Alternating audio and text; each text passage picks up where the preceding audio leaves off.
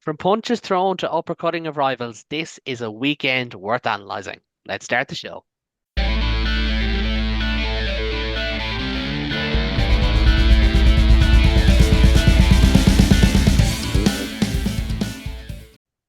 Hello and welcome to the latest episode of the Interpro Show, your home for all things Irish rugby from across the professional, amateur, men's and women's game in Ireland. I am once again joined by Ben and David as Ulster Adam recovers from a bout of illness that mysteriously meant I was on the URC show this week. Very mysterious. Excuse me. Before we get into it, lads, I'd like to ask about your weeks and how things have gone, given how it wasn't the best for Leinster. David, I'll start with yourself. Um, a good crowd in Crow Park, a good feel good atmosphere. That it was a bit of a wet day, but it could be worse. It was a nice day out at the very least. I don't know what match you were watching, Kellen. It was atrocious. It was horrific. I think everyone I involved would didn't rather mean the forget it match. ever I just happened. meant a nice day out with friends. No, it was lovely. I went with my mum. It was a great day. Croker, not as full as we like to see, but fuller, I think, than some people expected it to be. The hill was alive. The Cusack stand where I was hopping. Obviously the upper Hogan across the way was empty, but no, by and large, it's a good atmosphere. Yeah, it's nice to get people down to the to Dublin's lovely north side on occasion, and yeah, no, there was a lot of people happy to be out of a Saturday. How many of them were happy to be out by the end of it? Opinions differ on that one, but no, it was a nice day out. It is a nice way to mark the biggest rivalry in Irish rugby. Um, but yeah, no, great day. The only thing that would have made it better if we could have sold out the stadium, but sure, look, we can have a conversation about ticket pricing another time. Yeah, well, there's a whole block of November internationals that we can get into that if we really want to. But Ben, I know you're smiling. You've got the Munster flag behind you. You got, a Munster top on. But I'm not going to ask about that. I'm going to ask about a team who wears blue, who you were also happy with, and not because Leinster lost, but because your beloved Treaty United have made it to the playoffs of the League of Ireland Premier Division, or League of Ireland First Division, I should say. So a very good weekend for you because you also have the misfortune of Sporting United. Yeah, lads, if Carlsberg did sporting weekends, I'm telling you. Like, walk Friday night down in Wexford, which is, by the way, I know there's Wexford friends of the podcast. It's some distance away from Limerick, lads. Ferry Carry Park's in the middle of nowhere. Treaty United going down, game we had to draw, getting a lovely 2-0 win, getting into the playoffs, taking on the mighty Cove Ramblers on Friday. Come on, Treaty United. United winning on Sunday, the aforementioned wonderful, wonderful result of Saturday. That can't be any better. Genuinely cannot be any better. Well, I think the only way that I can add to it is I was in Crow Park, which is always great. It's one of the best venues in the world. And I also got paid at the weekend. So I think that makes up for it by quite a bit. But we will start, as I said, on Jones's Road, where Munster came, they saw, they conquered. They were the hunter, as Clayton McMillan asked them to be. They defeated Leinster 31-14 in emphatic style. First Interpro of the season. For most Interpros, to the victors will go the spoil and the opening remarks. And Ben, this was not on people's radar because even if you park whether who you thought would win or who you thought would play well, no one would have said Munster would go 77 minutes of this game leading 31 to nil. Exactly. Look, just to go 31 points without reply against any team is incredible. To do it against Leinster is next level good. To do it in Pro Park, has any team gone that high in Croke Park without conceding? Tipperary in the All Ireland hurling final, You perhaps. know what? That's fair. Cork also know that pain. Look, I mean, it's easy to sit here and say Munster were excellent and Leinster didn't show up. But in terms of a game of rugby, from start to finish, ebbed and flowed, tremendous game. Munster's game plan was out of this world good. Jack Crowley dominated from start to finish. His kicks over the top, as Tom Farrell's try, which I'm sure we will come to. Can't ask for any more. Tyke Byrne, my opinion, was man of the match. He turnover machine, maul machine, held up anything to He wasn't completing tackles. He was just holding up guys for fun. He was giving them hugs and talking to them about their weekends while getting the ball off them. Like, He was plugging Blackrock Hair Restoration Clinic while he was while he was over them in the bottom of a ruck. But Black Rock on one unfortunately, side, Debo's whiskey on the other side. It's all he could yeah, think of. exactly. Unfortunately, David, we do have to ask you about this, and I know it's not easy, but to be fair, you're never anything more than a good winner or anything more or less than a good winner or a good loser. And in this instance, a very rare one for Leinster because we've seen them lose big games before. We've seen them lose in October before. But this level of an uppercut, as I said earlier, is so rare. This was a total knockout.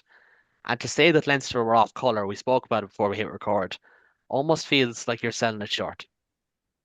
Yeah, if anything, this was a perfect storm. This was a Leinster who were undercooked. They were under motivated. Half of the squad didn't look like they 100% wanted to be there, which is just unforgivable for a match like this. And you pair that with a Munster who were so up for it, you thought some of their heads were going to explode at times. It was, you know, I actually felt at the end. We were happy enough to get the try at the end. It does make you feel a little bit better when you do get that, but I honestly thought it put an unfair tint to the scoreline because 30, if you just look on paper, 31-14 isn't the worst scoreline in the world. It's one penalty kick from a two-score game. It looks like 4 tries to 2. Yeah, dominant, but not over the top. But the level of control that Munster exercised over that game, in the first half it was attack, in the second half it was defence, and Leinster had no answer to it. The intensity of Munster's their fight, Jack Crowley controlling the attack, his kicking. He had 28, I think it was 28 kicks from hand that Munster had to Leinster's 13. They just controlled the pitch, completely defanged the Leinster um, blitz defense, which was, the obviously strongest example of that was the lovely chip over the top that Tom Farrell controlled beautifully for Munster's second try. Then you pair that in the second half, Leinster try to carry it a little bit more straight up, and Ty Burn just goes over the top every chance he gets. I think he had 5 of their turnovers by himself, which is an insane number for a single player to rack up. And you pair that against a Leinster team where you had Jefferson Gibson Park half the time didn't seem to know which direction he wanted to pass the ball. Sam Prendergast being caught on the back foot, difficult for any out half. But on a day like that, just an extra level of struggle.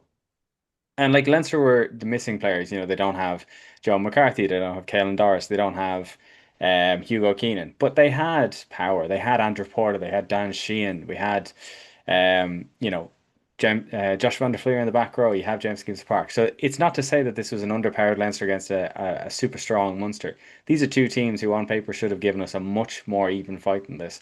And we're not used to seeing Munster completely control a match against Leinster to this degree, but on this day they did, and it was a humbling experience for me as a supporter. I can only imagine it was as humbling experience for the players. But if it's going to be the wake up call that Leo Cullen claims it is, then it's long overdue because given the context of the first 3 matches of the season, this really has to be a moment where Leinster look at it and go, lads, we need to start doing something differently, and possibly looking at Munster for a bit of inspiration. Yeah, they really do. And like you look through those stats there, and I had to pull it off the page because an ad popped up, but just in case we got, any restrictions. But it was just you read it, and to the untrained eye, Leinster dominated, but they weren't really because the same thing we'll talk about Connacht later. There was a lack of potency. Leinster struggled to break Munster down. They went, we'll just run over them, run over them, run over them. But the only issue is they were playing Munster, and yes, they've done this before and it's worked. But this time they were playing a Munster team with a Tyke Byrne playing like a man possessed. He's one of the best defensive players to ever play in Ireland. Like that's how good his threat is around the breakdown, around mauls.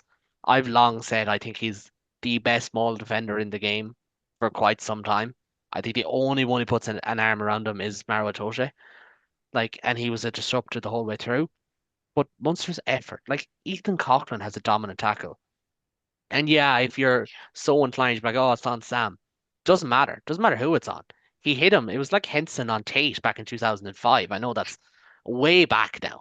But like that square hit him in the stomach, blow him out of proportions. Like that's what Munster did this whole way through the game. And like I was there, I had a good vantage point up in the Hogan. Cold spot. Very cold spot, I will say. A real breeze comes in off that hill. I won't lie. You might look into that there, David, if you don't mind when you get a chance. But Had a few from seagulls up to keep everything, you warm. honest to God, but like we said it before we started here, like Munster won all the moments. They had all these things. Like Byrne was excellent, Crowley was excellent, Dan Kelly was Dan Kelly, like Finney Wycherley. Like maybe if we have a little bit of time, in a couple of weeks, we'll talk about players who've really stood out. He has been one of the best provincial players in the URC so far this season, and he backed it up here. Dogbo and Leeson are getting a lot of praise as they should. They were excellent, but like the fact that Munster went and played a very similar game plan to Northampton and took their chances like Northampton did, and Leinster just didn't have an answer. The only difference was they looked cold this time, whereas that Northampton game they obviously didn't. They're in the middle of a busy block of the season. This time they looked stone cold and nothing was going their way. And I think what was really disappointing was you looked at the Irish lads, drag us out of a hole. Gibson Park had one of the worst games I've ever seen him play. He has a high standard of games. I'm not saying otherwise, Like that's not a but criticism. He had a poor it's game by his standards, by but his like standards. Like Henshaw and Ringrose were not at their best. And, the back row and the second row. And like again, if you had said to a Munster fan, you'd win a period 31-0, they'd have bitten your hand off. If you'd have said to anyone that Finney Wycherley would be the best second row on the pitch and Ethan Coughlin would be the best nine, I genuinely think you would have been laughed. Not out of town, not out of the country, out of the continent. No one would have believed you. But that's the level of performance Munster put in. And Ben, to come back to you, like it's so easy when you discuss games to go, here's who played well, here's who played well, here's who played well. But Tyke Byrne, Jack Crowley, I know for Byrne he's a big game player anyway, but Crowley has answered any critics that were left. Like, I understand that this New Zealand game will be on a broadcaster who have not been his biggest fan, to put it mildly, and I think everyone would agree with that. But there is no critics left to be had of this man after that performance. Kicked off his right, kicked off his left, ran the game, a try assist, was one of Munster's top tacklers. Couldn't ask for much else. And then Tyke Byrne was Tyke Byrne. like as David mentioned just for Jack, we Munster 28 kicks in play. We kicked for 800 meters. Yeah, Retained 6 of our own kicks. I mean, I know there's questions around Jack's off the boot, around Jack off the tee, but he answered every single one of those kicks on Saturday and then some.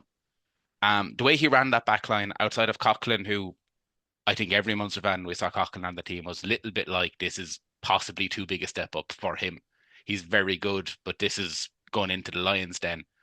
Jack outside him helped him every step along the way. Not that Coughlin wasn't excellent, but Jack provided that level of calming experience aside him that you want from your 10 that unfortunately the other 10 didn't get from his 9. They're meant to dovetail. Um, and also, we've all mentioned it already, but what more can you want from Tyke Byrne? I mean, he's a turnover machine. He's tackling every single thing that moves. If there was any question that he wasn't starting in the Irish team, which I know there was from certain quarters, that has now been answered. Tyke Byrne is starting. Jack Crowley should very much be starting. And like, I'm glad we haven't gone down to, oh, it's all about the 10s. We're not having the 10 conversation on this podcast, nor should we. Sam also was very good on Saturday. And I don't want anyone to be like, Sam had a poor game, because he did not. Jack just ran that Munster game as well as he could. The game plan focused on him, let him show off exactly what he can do. And he was instrumental in Munster getting over that line against, admittedly, a Leinster team who looked very off the boil by their own standards. yeah, they did. And I think that's what's most concerning is just the fact that Munster's Ireland players stood up to be counted. Leinster's did not. And to be fair, I will say, watching it live, I thought Robbie Henshaw did all right. I thought Josh Van did all right. I thought Jamie Osborne played well. Watching it back, Munster really just pulled him from pillar to post. Like it was a really tough afternoon for him. But he did well, but he was just pulled around the park, which is not really his fault. And like Leinster had 65% possession in this game. Mm. If you showed that when you mentioned it, show that to anyone who didn't see it, you're going to say, how, in the name of God, Leinster only score 14 points in this game? And Uh, 11-22 entries.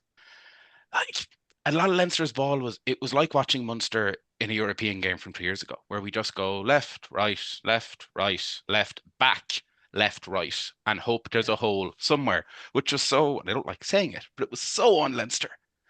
That Munster were, as you said, the hunter, not the hunted, and we were mean, and they got in the faces of anyone who had ball. But it was just, I'm sure David will back me up on this. It was so uncharacteristically Leinster. It's not what we expect. And we're seeing it almost too often this season that this is what Leinster are doing with ball in hand. Yeah, Yeah. It that's was the very concern, isn't it? frustrating.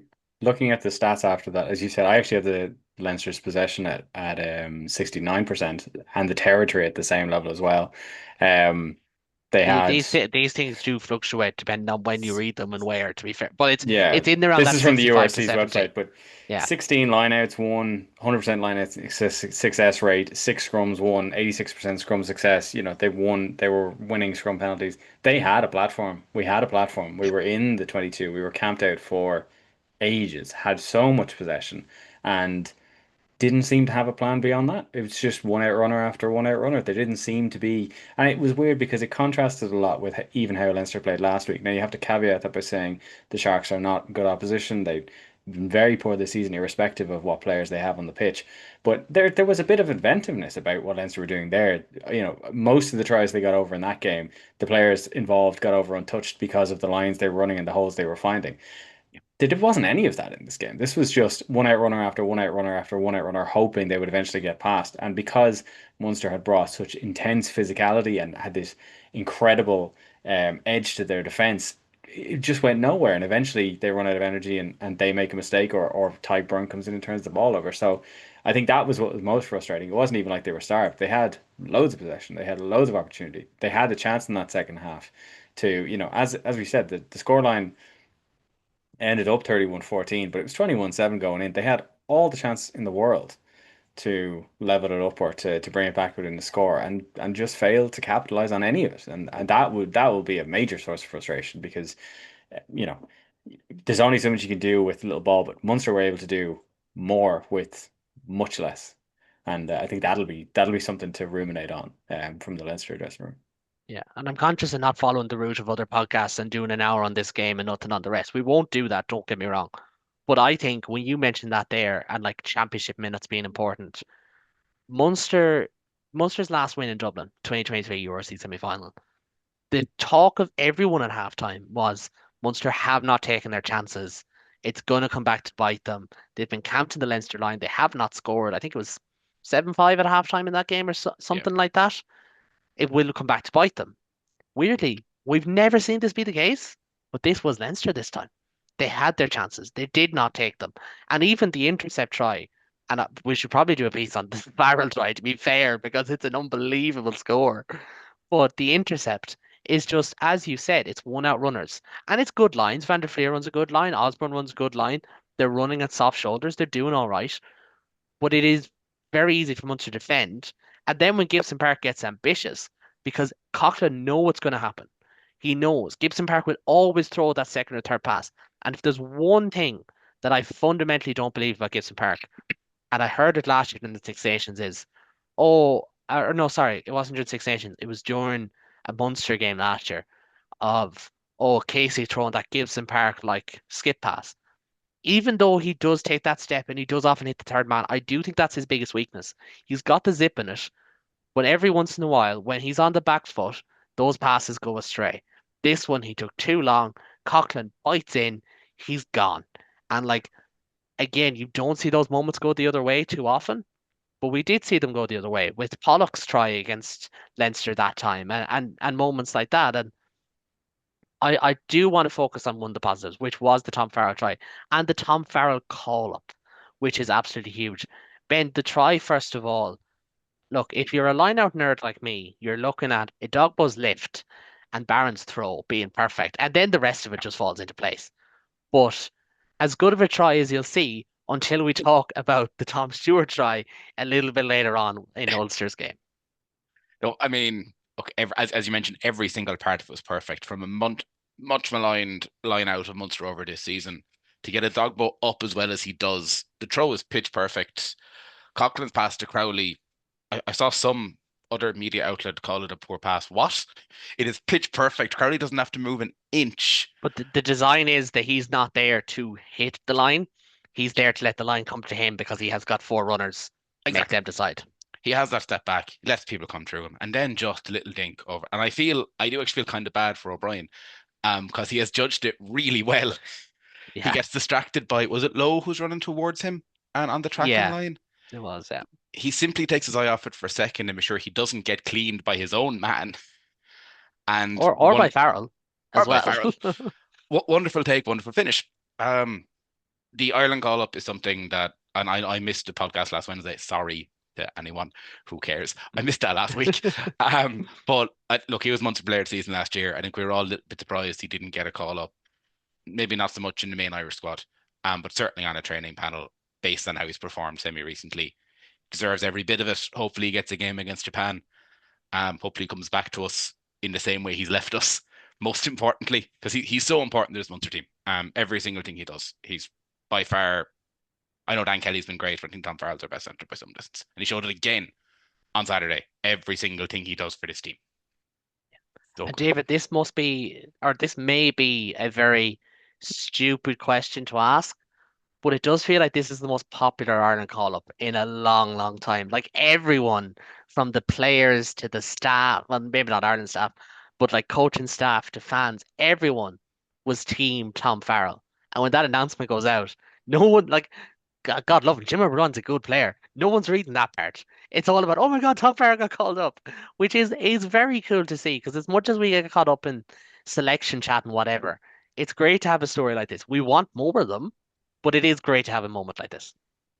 It's a lovely moment. It was funny that they actually put Junior O'Brien's picture on the announcement, and yeah, as you said They yourself, he kind of got had to be fair. They don't very have a much. file. It's not They a don't Tom have a Farrell picture. picture. I think he could probably dig one up. He was in a Joe Schmidt camp way back That's when. true. But no, I mean, I think Farrell's kind of the perfect mix in that he's originally from Dublin, so we got that. Hey, He's he was in Connacht for years playing lovely rugby out west. He's now in Munster. He's been shot out of a cannon from day one. He was your player of the season last year, and he started this season as he's meant to continue. And it's that kind of is his moment gone past? He's in his 30s and he hasn't got a cap yet, and it's in a position where we have a lot of strength. So it feels like the deck is very much stacked against him. The initial squad goes out, he's not in it. He wasn't in the squad over the summer. That kind of feels like, oh, if there was going to be a moment, that moment was now, and his moment has passed. And then he goes out, he has this superb performance against Leinster on a Saturday, and then disc unconnected, not directly unconnected, but not really connected either. In that we have a couple of injuries in the center, and suddenly it's like we can actually do with an extra guy in the center. Who else are we going to call up but Tom Farrell? So yeah, no, that was nice to see the fact they put out the footage of him coming into camp, and getting the fist, the grasp, the handshake from all the players. That was nice. It is a nice unifying figure. I don't think there's anybody even at player level, anybody in Ireland who could begrudge him that. And there's people from at least two provinces, three if we're being charitable, who will be very happy to see him in there. So yeah, no, it was a good moment. And at the end of the day, you're getting a Rolls Royce of a 13 into the squad at a point when we could probably really do with a little bit more depth in that position. So, you know, um, long may it continue. Let's see how he goes. And yeah, we would love to see him get some actual minutes in November because I think he could do if he can do in a green shirt what he did in a red shirt and a different kind of green shirt, then it can only be a good thing for Ireland. yeah. And even if he does turn around and say, like, I'm retiring at the end of the season, everyone wants to see him in an Ireland shirt. Like they really do. Like the only person that I could say it could come close to is I do think in 2023, if Sean Clean got called up, people would have loved it. Because I don't think much people were happy with how his Ireland career ended. In the main, yes, there's still that kind of fake bad blood thing about the toner pick, but that's the only one I could compare to. I don't remember any other call up quite like this, where everyone is just like, "Oh my God, thank God, we're so happy, great to see him in there." And Tom Farrell comes across a lovely guy, as most of them do, but it's great to see. But just before we move on to Ulster, who I assume was the fourth province that David didn't mention when he said three of the four, um, Not because they we hate him, just because they don't give a they shit. don't have a tie to him. He It's just absolutely fine. exists somewhere. Somewhere James Hume is stewing. No, yeah. Yeah, well, look, James Hume had a cracking game. We'll get on to that in 2 minutes. But before we do, make sure to subscribe to this channel to get all the latest Global Game Line podcasts, including the United Rugby Rewind, which, as I said, I was on this week to discuss everything from why I think the next month is going to prove whether Cardiff are real or not, why I think the Bulls are not the real deal, etc., etc. You kind of heard the same things on here, to be fair. And a big thank you, as I said last week, to our now over 1,000 subscribers. That is the goal for any page to get there first and then move on. And hopefully there is more to come. As I always say, if you can share this show with one friend or even leave a comment, of which we may fight with you in the comments, it makes a huge difference. But from Croke Park to Durban, try to see if I could do it. Oh, I could have said Drumcondra to Durban. I missed the opportunity there. But anyways, from Drumcondra to Durban next, where Ulster continued their unbeaten start to the season, thanks to a 34-26 win over the Sharks. I am conscious that Ben watched it originally on a phone. David was getting ready to go to Croke Park. I was sat down nicely, having a cup of soup in the Hogan stand. So I was grand. I did watch this, so I might start things off here. And like as I said on the URC show, it's a big win for Ulster, and everything is just coming together. Toronto Augustus looks quality. Ian Henderson playing the best rugby of his life, or maybe not of his life, but you know what I mean. Gonna McCluskey say is that's a big statement. fantastic. Stockdale is playing unbelievably. I found out the other day, apparently he's put on like 6 kgs extra of mass, and it shows. He's been unbelievable, and Ulster get this big win. Mike Lowry and Nathan Doak, I think, are now number one or two of the most unlucky not to be in the Ireland squad. And to be quite honest, they did it in some style. That counter transition rugby that they were playing was fantastic. Some wonderful scores from Werner Cock, from Tom Stewart. We'll get on to that a little bit later. And Ben, I'll start with yourself. Like I mentioned, Doak and Lowry, excellent. Augustus as well. But this is a big win for Ulster. They've beaten back-to-back South African teams, two teams who were in the top four last year. And like this is not a game that we even had too much confidence over them as a collective last week. So No. fair play. And I mean, we said in this podcast after week one that okay, Ulster were good, but just how good are Ulster? What level of Ulster are we actually going to see here? And again, we saw Nathan Doak, saw Mike Lowry, we saw James Hume, all stepped up and performed to a level that I didn't think any of us thought Ulster were really capable of this season. There isn't going to be many teams who win down in Durban, let alone perform as well and as dominant as Ulster did. I know the Sharks came back, but it was nearly a 60, 70-minute performance where everything clicks. The game plan that Murphy tried to do last year that didn't really work is now working in full flow. They have an Werner identity again, Cox, don't they? It's they have an weird. identity. It's big kicking, it's big passing, it's carrying like you want to hurt someone. When you can get Werner Cock into that back line and let him carry and let him ruck over, he's like an auxiliary flanker. Like Ulster are, and I've said this for weeks, and I know people are sick of me saying it. Ulster look really, really dangerous this year. They're going to cause teams a lot of trouble. This is just the start of it. We'll get to predictions. If they play like that again, they'll win Johannesburg. They might do, but they are going to be without a couple of players, and we were going to mention that anyways. Sean Verfel is injured. Joanna Augustus is a doubt. They lost their Ireland contingent of Timoney, Henderson, McCluskey, and Stockdale. But at the same time, and I'm not saying these aren't big losses because especially in the second row, it is, and back row could be Huge. potentially. But when you can replace Stockdale with Zach Ward and McCluskey with Jude Postlethwaite, like a backline in particular also have a bit of depth there. And, they're coming into a team that's winning, that's high in confidence. You look at Werner Koch and yeah, he's playing against his old team. But by God, he just hit the ground running in this game. Yeah, And like David, yes, it's a big win and all that is important. But it's just the manner of how Ulster did it. Like they took their points. They were clinical when they got their opportunities. They didn't tire themselves out, which is a big factor when teams go to South Africa as well. And they made the Sharks, who can be fraudulent at the best of times, look very, very fraudulent. They did, and this wasn't even like this was a Sharks team stacked with I think they had about 12 Springboks in the ranks, so there can be no excuses from the Sharks in terms of personnel. And Ulster just continued on. I think this could have been a banana skin going down to South Africa can be difficult, although I think if memory serves me, Ulster were the first province to win a match down in South Africa. So it just continues what has been a fantastic start to the season for Ulster. They probably got lost a bit because their first game was against the Dragons, so expectations would have been high for the win right there. Their round two fixture away to Edinburgh was postponed.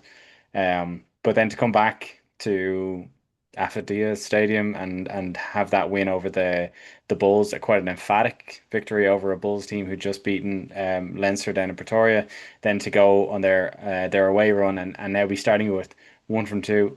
As you said yourself, they're shorn of their Irish contingent, but they have the depth and they certainly have the mindset to win this game. I think Ulster will be slightly ruining the fact that they missed that trip out to Edinburgh because while they are not at the top right now, that is but for that game. They are the only team that they're not the only team to have won all their games. Munster and the Stormers have too, but they are the only team to have got the full complement of bonus points. If they picked that up against Edinburgh, they would be top of the table right now. And so I think they couldn't have asked for a better start to the season than this. And I think they are the quiet because of that missed game, because of the fact that they are technically lower on the table. I think they are almost a sleeping giant on this front in that people are maybe slightly going, oh, hang on a second, what's going on there? So I think it's a fantastic start for Ulster, and I think it's what we've kind of been hoping from them because Ulster has a quality team. They've had a quality backline for years that they just didn't seem to have the pack to be able to fully get the advantage out of. Now with Henderson playing well, with Augustus in there, it seems like they can now have a platform. They have Jack Murphy, who very young player, but he seems to be growing into that role. And he's got Nathan Doak standing next to him, who was having a great start to the season, who was really pushing for Ireland inclusion with his performances before the team sheet were named. So that half-back pairing leading that back line with at least a decent pack in front of them, and they're doing some serious damage. There'll be questions about, they conceded 26 points against the Sharks, they conceded 3 tries against the Dragons. So there are still frailties there. There's no pretending it's been a complete whitewash, but it's been a phenomenal start to the season for Ulster, who have been a team to have struggled with that in the past. And yeah, I think it'll be really interesting now to see how they do without their Ireland players. They have the benefit, obviously, of having slightly less of them, so they're losing slightly less players. But yeah, I think if they can go to Johannesburg and do what they've done and come back from South Africa with 10 points, I mean, you literally couldn't ask for a better start to the season than that. Yeah. And like you talk about like differentials in these games and like where you're picking up points, where you're losing points, where you're expected to get points. If you come away with 6 points from South Africa, it's a bonus. I think like you're aiming for 2 to 4, maybe a win, maybe a defeat, whatever. You come away with 6 points, 7 points, maybe 10. You're in a bonus. You've already beaten the Bulls at home with a bonus point. That's already a huge one. The Dragons, fair enough, they will back themselves to beat Edinburgh if it's in a Six Nations window, because realistically, they won't be losing as many players as Edinburgh will. Um, but something I want to touch on with yourself, Ben, because I know we had this discussion last season when Ulster signed Ryan Augustus, and we'll probably come back over it so many times. Ulster wanted a second row. Ulster needed a second row. I put forward the name Ruan Nortia. I thought he is the man to really help Ulster in that engine room. They signed Joanna Augustus, big physical number 8, great ball carrier, really dynamic. And I hate using the phrase Moneyball signing. I hate it, but it kind of is a Moneyball signing when you consider they decided, right, if we can't get a second row, we'll get a big back row and we'll complement him and things will just work out in the aggregate. That's kind of what they've done here. Yep, it was genius. Like we've seen for ages provinces trying to play jiggery pokery with who they bring in and how to try and fit him in. Murphy had a great idea of, okay, you won't let me have a second row. That's fine. I get it. Well, Who's the we don't know if they weren't able or they just couldn't get it over the line, they should couldn't we get say. a second row over the line. Yeah, better way to phrase it. But instead they went and they got a ball carrying number 8 who was a wrecking ball, who will do every single thing they wanted in their half lock and did everything for them. Um, Augustus is currently signing of the season in GRC. He's incredible for Ulster. In my opinion, I stress people will give out to me in the comments to me, oh no, we've got whoever. Augustus has been fantastic. They're dovetailing him with a game plan that is high kicking, big chasing, big carries, and big rocks. And it's coming up dividends, as David said. They're the only team who'd get a bonus point in every game they've played so far. They'd have probably have got one against Edinburgh. If they can get anything out of Saturday, you're then looking up at Ulster saying, well, now we're in big trouble here, lads. Yeah. You could, if Leinster wake up, you're not overly counting out an All Irish top four. Honest to God, like, well, I probably would, to be honest. We'll get on to the last team in a minute. But Ulster have the Lions. They come back up. Sorry, they don't come back up north because it's a break. They'll have Benetton after the November window, where again Ulster will have most of their players together for a month. They have Leinster. David, you might know, is that game home or away? That Leinster game? The Leinster game in December is away for Ulster. That is away for Ulster. Fair enough. Yeah. That one's a little bit tricky, but they have Challenge Cup, so they have Yeah. again the luxury of let's just dovetail a couple of players in there. We don't need to go all out like their Challenge Cup pool. Again, like fair enough, Racing will be tricky, Cardiff will be tricky, but none of those teams are going to take it that seriously. So you're like Again, I hate being too positive on teams after just a couple of games because the Sharks were bad. The Sharks were bad. Mapimpi tr tried to get himself sent off. Masuku in that first half wouldn't hit a feckin' barn door with his kicking. It was all over the shop compared to Nathan Doak, who was There's an element the excellent. Sharks are always bad, but then they play in Durban and somehow the bad works Yeah, every time. and sometimes they get away with it because they have Sia or they have someone else. That did not matter. Ulster were the better team for 80 minutes. And the only big concern I have about Ulster right now, it's not their attack, it's not their defense, it's not their identity. It is just from number, say, 20 to 30 in the depth chart or in the overall squad, not the depth chart. That'd be a very deep squad. Um, is the quality there? But right now, they're showing they're doing just fine. And I think that is absolutely fantastic for them. I know we all have a soft spot for Ulster. Adam in particular, he'll hopefully be back next week. And if he's coming back into it after 10 points down South Africa, I think we may just need to give him his own show for the week out of fairness. Because again, most Irish podcasts won't cover it. Before we move on to Connacht, a little bit of AIL chat. There was no men's action this week, but we did have the returning women's AIL on Pride Week as well. Galwegians moved top thanks to a 74-7 win on the road down in Tullow. Champions UL Bows remained unbeaten as they overcame former coach Fiona Hayes' Old Belvedere 36-0. Blackrock overcame the now 0 from 3 Railway. I know they've had a tough start to the season, but that is remarkable. 29-10 in Park Avenue with Munster captain Maeve O'Leary tying down twice and the returning Natasha Behan scoring as well. And elsewhere, there was wins for Ballincollig over Cook and Wicklow over Ennis. Ben, really quickly, there's a all Munster affair between Bows and Ennis next week. You'd imagine Bows will win even if they do rotate. But Galwegians are kind of the story. They're kicking on there. Bows are plugging away nicely, but so too Black Rock. They've kind of been a team that because they've so many Ireland internationals, they don't do well at AIL. They've started pretty solid here. No, BlackRock are looking fantastic. They really are. Galwegians, as we said, look, they're doing kind of what a lot of us said pre-season they would do, where they're just picking up wins, slowly but surely trucking through, beating teams that are below their level. Bows, Bows should be Dennis. I don't like counting chickens. We'd expect Bows will get a win again the weekend. I'm glad you mentioned it. Railway are for me the story of Women's AL at the minute. I know they've had a tough start. I know they're missing some players, but for a team of Railway stature, going on three really isn't acceptable currently. And they haven't even. I've watched some of the highlights. They haven't played all that well. They seem disjointed. They look like a team who don't really know where they want to go next. And when you compare it to Belvedere, as said, Fiona has come in and is coaching them quite well. You do wonder where Railway are going to start picking up points. Yeah. Ennis are playing But really well. Wicklow playing really well. Galwegians look, as we've said, as good as any other team in the country. You're starting to kind of say Railway have to start kicking into gear now and yeah, they quickly. do. They really do. And like you'd still back them to get to the semi-finals in particular Yes. or into the final five, whatever it might be. But they do need to start picking up wins. And they need to prove to themselves that it's fine. It was just 3 games. It was just a blip. Kind of similar to Leinster. You still back them. But and that wasn't a dig, David, before you assume. I know you wouldn't, but some people online might.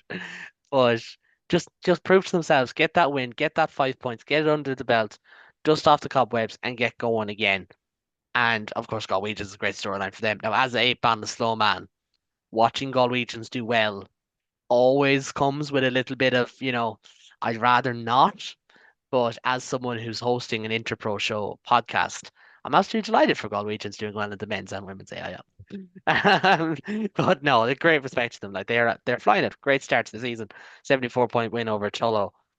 Shows that I know there's again that little bit of a drop off as you hit the final third of the AL, but still, that's you can only beat what's in front of you. But for our last feature game of the night, we're going to go to Galway and the Friday night lights as the Bulls took the spoils over Connacht in dramatic fashion at the end and after about 20 minutes and the whole way through. David, from as we said earlier on, like the the dramatics and the fisticuffs and everything in between, this was certainly can we say it was very Connachty? Or can we just say it was very, very Friday night rugby? It was very connected. I mean, look, there was a lot that went on in that game that wasn't necessarily involving rugby. I don't know how much we want to touch on that. I have Hey. a lot of sympathies for those involved, no pun intended. A lot of sympathies for Josh Murphy in that situation, while understanding the decision the referee made with the evidence put in front of him.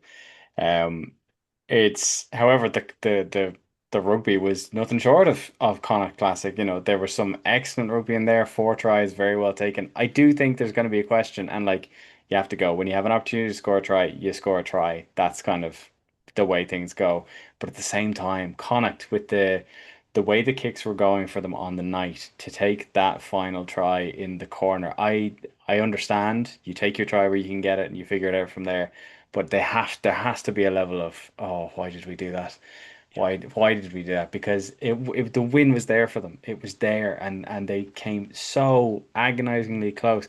And I think in the grand scheme of things, if you played the Bulls and you got 2 points, in the grand they'd probably go, yeah, that's not a bad return. But considering that 5 points were on offer for them there, I think they'll be very frustrated to have let that one slip out of their grasp. I thought it was a really good night for Sean Nocton. I thought, this isn't a player I had a huge knowledge of before this season, but he's played in the back three a couple of times now. Now I find out he can kick as well.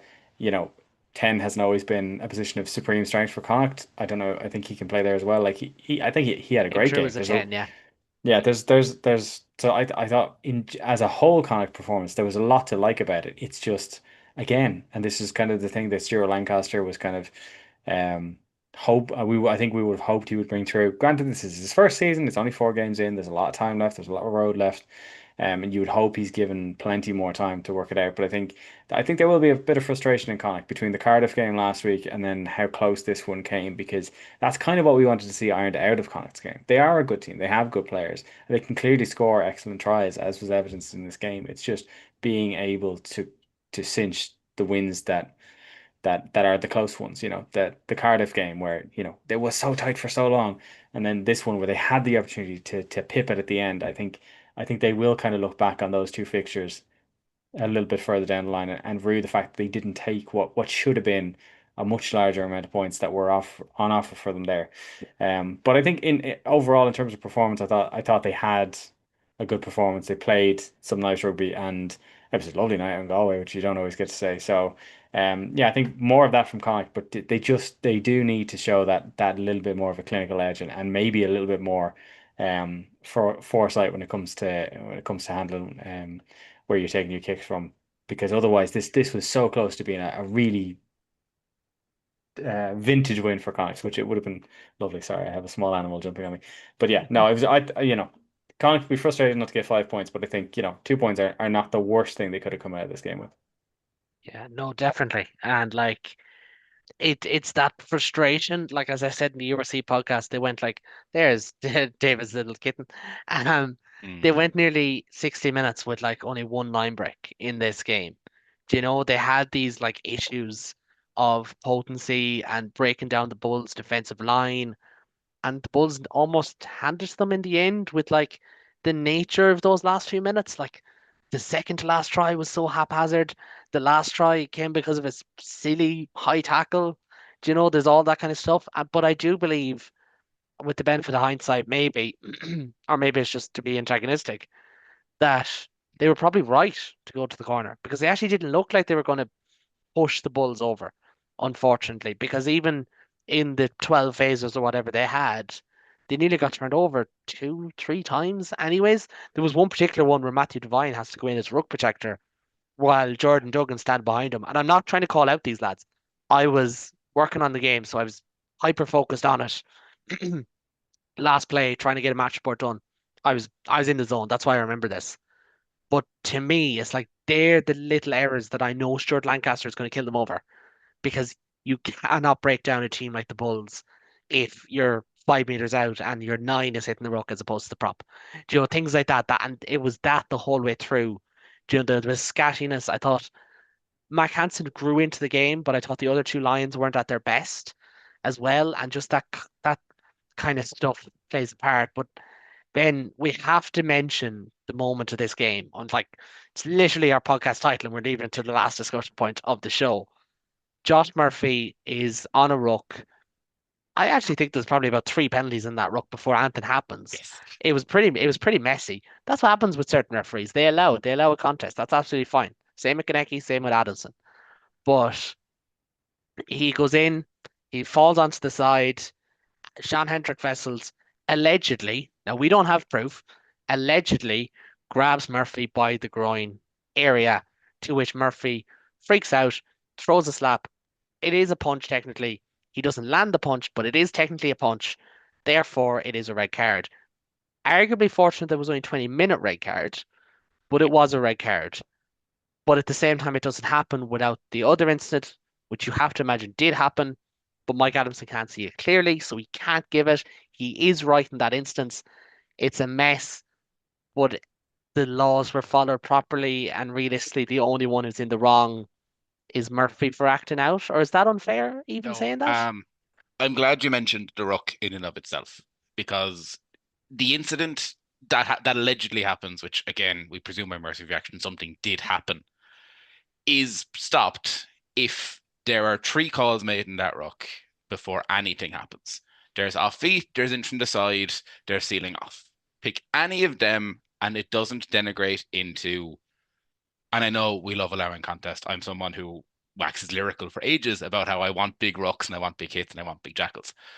But there's a point when if you're letting the ruck go into what is an SH1T storm without getting demonetized, things like this are going to happen. There is no video evidence. Adamson, to his credit, after just slating him, asks for video footage.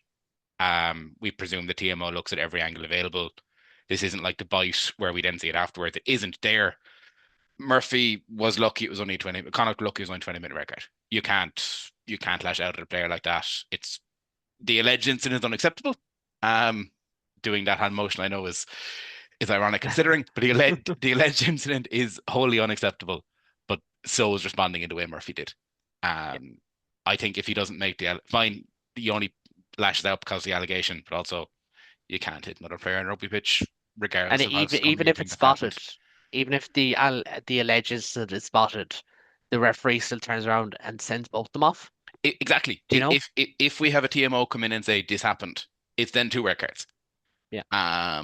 You can't swing out, unfortunately. And like very briefly, if I can, Connacht were so good for so many portions of this game, and then they did a Connacht, and Lancaster is going to be fuming because they did everything. Like those last 20 minutes, Connacht did everything right. Everything They they did. could do to get back into that game. The Bulls look like a spent team. And I think Dave right. I think you have to try and get in a bit before you go for that line. If David has a call entirely correctly, you can't leave Knockton with that kick in Galway to win you a game. It is one of the tougher venues. One of the only things I don't disagree with, or I do disagree with, is some people said why didn't Ford kick it? He's left-footed, but you can clearly see with the wind it's coming off the right-hand side Yeah. anyway. It would have been nigh on impossible for him No, because you're trying to Knockton's move it. boot was Do you the know? right one to do. It was Yeah. just, and it's Yeah. one of those things. If he gets it, he's a hero. If he gets it, he's the absolute hero, and it's a 5 try bonus point. Yeah. Well, Jack Um, Carthy had that kick puts years it ago front. against Wasps, you may remember. Similar moment, similar same corner, similar wind. He nails it. But like it is a shot to nothing in that Yeah. breeze in Galway. But it is frustrating for Connacht. They will look to bounce back. They have an Interbro to come next week, and I will just hold those fixtures up here momentarily because we'll get into the very brief previews that we do every week. Way too early to give Anthem of credit, really. But we start all games are on Saturday with the Lions against Ulster 12:45 in Johannesburg. David, actually no, Ben, I'll start with yourself with this one because David has the next game. Ulster, if they can bounce back, absolutely fantastic. Won't be an easy task, but the Lions haven't exactly been excellent either. Like they scraped past the poor Scarlets team on home soil. They needed, the last 10 minutes and the soupy air to get over them. So Ulster will fancy their chances, providing they have enough in the legs.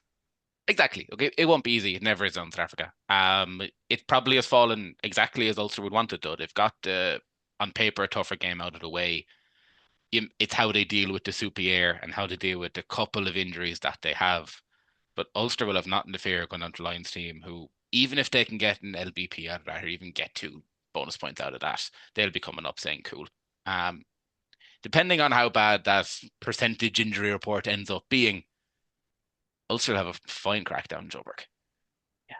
I agree. Well, David, if it's never easy down in South Africa, there's a line on provincial state of mind of, with the greatest respect to Zebra, but maybe we don't need to give them too much respect because not being rude, this is a game that Leinster usually win quite clinically, and you have to imagine it's going to happen again. You have to hope it's going to happen again. Zebra, they haven't continued, unfortunately, as a part-time supporter. They started the season incredibly well and they notched some signature wins last season. They've definitely dipped back down to their old ways in the last 2 weeks, which is disappointing to see. And they certainly don't seem to be a team that goes on the road very well. But at the same time, Leinster have just lost, I think it's 21 players to the Ireland team. 22 with If Jimmy O'Brien, but yeah, if reports are to be believed, it could be a very callow team that ends up being put out. Leo Cullen has already said there will be players making their debut for Leinster at this one, so it could be tough. It could be rocky. Zebra are they're not a great team, but they're not atrocious anymore either. They are still, I believe, higher ranked in the table than Leinster are this season. So while it is a victory that Leinster should be able to bank on, I think at this stage, unfortunately, and it's what we said last week before the Leinster Munster game, this is a game that Leinster need to win as much as expect to win. So while I have full faith in Leinster to pull themselves back, they need to. And I hope that with that, it'll be week 5 with an entirely different squad to the one that played the previous game. It'll be an opportunity. And I think if there are younger players in Leinster, maybe this is a chance for them to go, to look at some of the older guys and go, well, you just didn't step up to the plate. So now I am going to, and maybe start the beginning of staking a claim to some positions. And if there's a silver lining from last week's performance, maybe that's it. yeah, maybe it is. And look, I do believe Leinster will win this game quite convincingly. But as you said, there is context. It's a weird one because usually we don't have to apply context to Leinster, and usually it only ever is in a way that wouldn't be for other provinces. But I do think here, like 22 players is a lot, plus injuries to the likes of Orcase Naaman, potentially, it is a lot. The game of the week, and it will be our game of the week next week as well, is Munster against Connacht in the second interval of the season. And Ben, it's a weird one for Munster fans because, as you said before we came on, if you thought Munster had lost last week, this game becomes massive. You don't want to be going into the break week just at 3-2. Now, if Munster don't win, they have a month of questioning themselves and saying, was the Leinster game just an emotional pitch? Was it this? Was it that? They're under probably the most pressure of anyone this week, despite one of their biggest results. It's a weird one, isn't it? Yeah, it's weirdly, yeah, it's not a good place to be. Munster have to perform on Saturday. Last week can't be a we were slighted by Andy Farrell, we wanted to make a point in Croke Park. It has to be a we build again, we go again. We take on a Connacht team who are going to be hurting for the past 2 weeks of the season, really. Connacht never have any fear coming down to Thomond Park. They're happy to attack, they're happy to fling the ball wide. If Munster aren't at the same pitch that we were last Saturday, then as you said, you're going into November International saying, okay, Munster picked it up for one game and now we're back to route zero again. It's an incredibly difficult game for McMillan, especially with a couple of injuries that we have and for the squad that we have. And it's actually a really tough one to call. I'm Yeah. nervous is the Well, you wrong don't word you for don't it, have to call it but yet. no, and I'm not going to call it yet. But like it's not a great position to be in as a Munster fan, despite the fact going in with 4 wins on the bounce. Well, Um, this is their test, isn't it? Like we said this before, yeah, Munster want to raise their floor. They want to be a more consistent team. They've said these things themselves. Mike Prendergast today spoke about how they went in on Monday and they had to just completely refocus. They could not afford to just keep looking back on last Saturday. It had to be all eyes on Connacht. They have one more big push, and then they have a month to tweak things, work on things, small evolutions, as they've had before in November time. And from a Connacht perspective, as you said, they're going to be hurting. They've had essentially since that Benetton game, it's just been a downward slant of emotions. Unfortunately, you thought they'd beat the Scarlets, gets called off. Didn't really perform against Cardiff. Didn't really perform here, but should have won it and didn't win it. They're going to be up for this, but they're without players as well. They're without their Ireland contingent. They've got a couple of extra injuries in there with the likes of Oisin Dowling, Dennis Buckley, for example. It's going to be a tricky ask. We mentioned predictions just there. We'll hold you on that for now. In the predictions league that goes live on Twitter every week, do keep an eye out. Do follow us at the Interpro Show. I will hold my hand up. I had an absolute mare. I went 0 from 3 this week. I went for Connacht, I went for the Sharks, and I went for Leinster. So now I am in last place, having been tied for first. Small margins at the start of the season, I suppose. Ben and David, congrats. You both had 2 wins, and you both went to 11 and 2 with Adam sandwiched in between. But gents, we will leave it at that. We will be back next week. Next week, I don't know what we're going to do because we've got an Ireland game to discuss as well as an Interpro, as well as Leinster against Zebra and Ulster against the Lions. I'm getting shaky here. It's a big week. It's November time. It's where you make your money as a podcast in Irish rugby. But we'll leave it at that. As always, if you like what you see here, please do like, subscribe, leave a comment, tell one friend, fight with the lads in the comment section. I don't care what it is. Do it, and we'll all be happy and we'll all be friends again in a week's time because Ireland will be off to Chicago. But from me, Kaelon, from Ben, from David, and from afar, from Adam Latham, thank you very much for joining us. Until next time, take it easy.